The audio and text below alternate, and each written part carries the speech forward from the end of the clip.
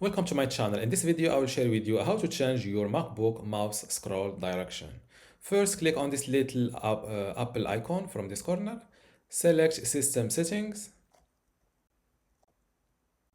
This window opens up. Scroll down to the mouse. Yes, click on. First, I will show you how to change the mouse scroll direction for the mouse and also for the trackpad.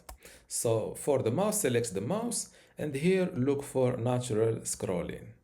Check this box next to natural scrolling and now I will open a long folder, and if I click on it, as you see, when I try to scroll down, it gets up. When I try to scroll up, it gets down. Now it is the opposite side.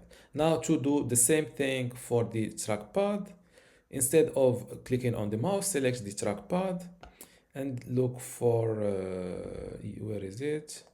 Scroll, yes, from scroll and zoom. Next to natural scrolling, disable this option. Now I will do the same thing but on the trackpad. Now when I scroll, now it is the opposite, and this is how to change the mouse scroll direction on a Mac. If you still have a question, leave it in the comments below and don't forget to give this video a like. Thank you.